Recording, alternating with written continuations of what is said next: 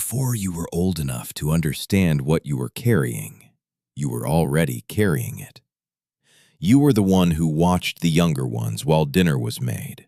You knew without being told when mom was about to cry and when dad was about to explode. You learned to fix the mood of a whole house before you could even name your own feelings. And the strangest part is this: nobody ever thanked you for it, because nobody ever saw it as a job. To them, you were just the responsible one, the mature one, the easy kid. But the truth is quieter and heavier than that. You weren't easy. You were the oldest daughter, and this is the weight almost no one ever sees.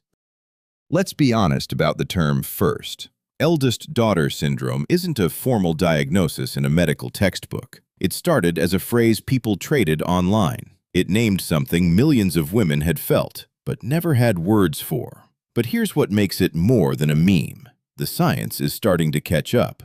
In 2024, a team led by UCLA anthropologist Molly Fox published a study in the journal Psychoneuroendocrinology. They found something striking. Firstborn daughters whose mothers had high stress during pregnancy showed earlier signs of adrenal puberty. Their bodies, in a sense, matured ahead of schedule. Fox's theory was that this early development may have evolved to help the eldest daughter care for younger siblings, a second set of hands, before her own childhood was even finished. Now, let's be fair to the science. This was one study, and it found a correlation, not proof. No single paper explains a whole life, but it points at something a lot of women have always felt in their bones, that if you spent your life feeling quietly rushed into adulthood, it may not be your imagination, and it may not be your fault. It may have started before you could even walk. Here are the signs that weight left in you. The first sign is that you were never just a child in your family.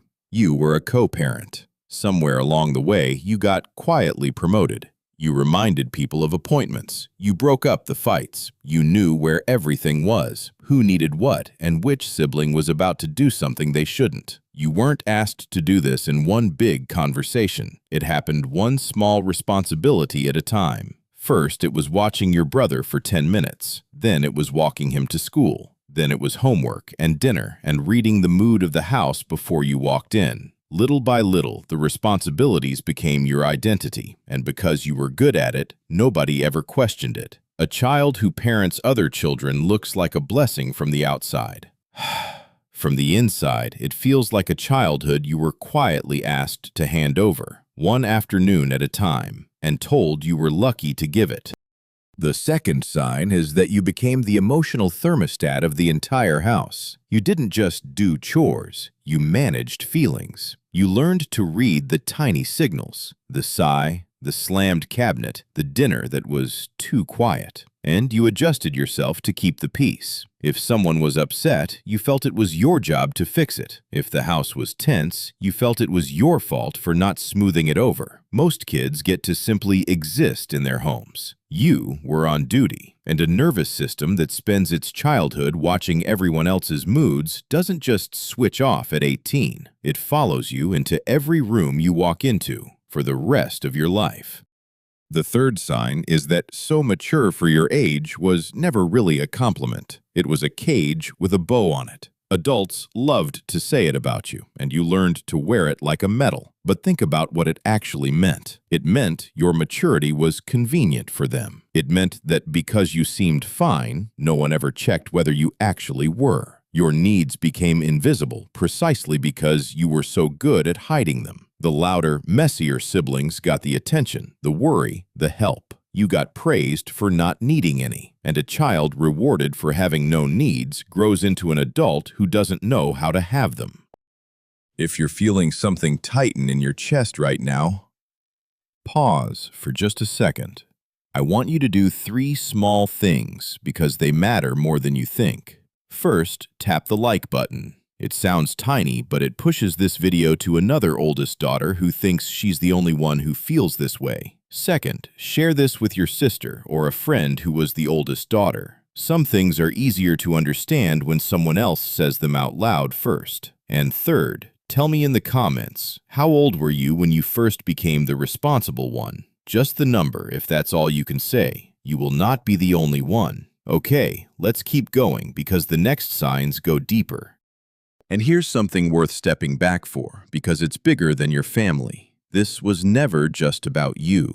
According to a UNICEF report, girls between 5 and 14 spend about 40% more time on unpaid housework and care than boys their age. That adds up to roughly 160 million more hours every single day around the world. So if it felt like you were handed more than your brothers were, you probably were. It was never in your head. It was a pattern far older and wider than one home.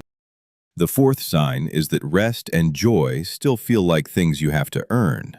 A quiet afternoon doesn't feel like a gift. It feels suspicious. Somewhere inside, a voice asks what you're forgetting, who you're neglecting, what you should be doing instead. You struggle to relax until every task is done, and the list is never actually done. Fun feels almost irresponsible, like a luxury for people who don't have your responsibilities. This is what happens when your worth gets tied to your usefulness before you're 10 years old. You stop being able to feel that you're allowed to simply be. The fifth sign is that you are the default. In your family, in your friend group, at work, you're the one everyone assumes will handle it.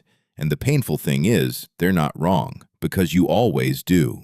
When something falls apart, all eyes turn to you, not because you volunteered, but because everyone learned a long time ago that you would step in. The family group chat goes quiet until you answer it. The plans don't get made until you make them. The hard phone call gets left for you. You've become so reliable that your reliability is now completely invisible. People stop saying thank you the way you stop thanking a light for turning on. It just does. You just do. And underneath the competence, a quiet, tired part of you keeps wondering the same thing. What would happen if, just once, you didn't? Would anyone catch it, or would it just fall? The sixth sign is that you give beautifully and receive terribly. You're generous, attentive, the first to show up when someone is struggling. You remember the birthdays and the hard anniversaries, but let someone try to care for you and watch what happens. You tense up, you deflect, you insist you're fine before they even finish the offer. When a friend asks how you're really doing, you turn the question back on them within a sentence. Being on the receiving end feels almost guilty, like you're taking something you didn't earn. And so you often end up as the strong one, the fixer, the steady shoulder, drawn again and again to people who need you, because being needed is the version of love you understand best. Being simply wanted, with nothing asked of you in return, can feel strange, exposing, even undeserved, as if love that easy could not possibly be meant for you. The seventh sign is the heaviest and the hardest to admit out loud.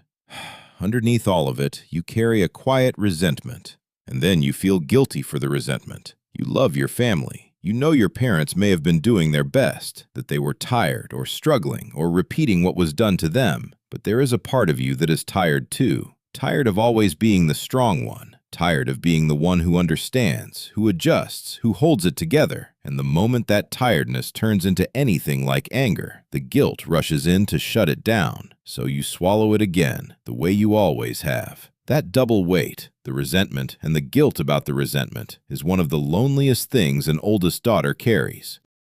So here is what I most need you to understand.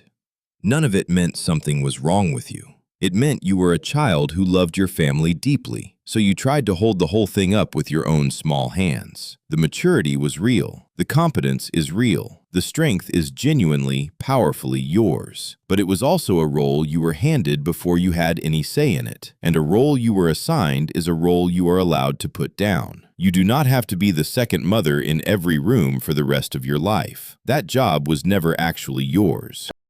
Healing this doesn't mean becoming irresponsible or cold. It means slowly learning 4 words you were never allowed to say. That's not mine to carry. Keep them close, like a small tool in your pocket, the 4 words that hand the weight back to where it actually belongs. It means letting a silence stay a little awkward, instead of rushing to fix it. It means letting someone help you and sitting through how uncomfortable that feels, because the discomfort isn't a sign you're doing it wrong. It's the feeling of an old rule finally loosening its grip. You spent years learning to take care of everyone else. You're allowed to spend the coming years learning how to let yourself be taken care of too. Start smaller than you think you have to. The next time someone offers to carry something, resist the reflex to say no. Let them, just once. Notice the guilt that shows up, and let it be there without obeying it. The next time a room goes quiet, try leaving the silence alone. Watch how the world does not fall apart when you stop holding it up. These moments will feel wrong at first. They're rewriting a rule that was installed in you before you had words. That wrongness is not failure. It's the feeling of freedom arriving in a body that was never taught to expect it. And maybe, if you can, offer a little compassion to the girl you used to be. The one who grew up too fast so everyone else could stay a little longer in their childhood. The one who learned to read a room before she learned to ask for what she needed. She did an extraordinary thing, and she did it out of love. She deserves, after all this time, to finally put it down and rest. If this felt less like a video and more like someone finally describing your life, tell me which sign hit the hardest. Say it in your own words. There is an entire room of oldest daughters here who grew up exactly the way you did, and every honest comment makes this place feel a little less lonely for the next one who finds it. Because there's one more layer we didn't open today, and for those of us who learned to carry everything, it might be the most important one of all. Not how to recognize the weight, but how to actually set it down, without feeling like you're abandoning the people you love. How the oldest daughter finally lets herself be held. That is exactly where the next video goes. If today helped you name the weight, the next one is where we begin to lift it. I'll see you there.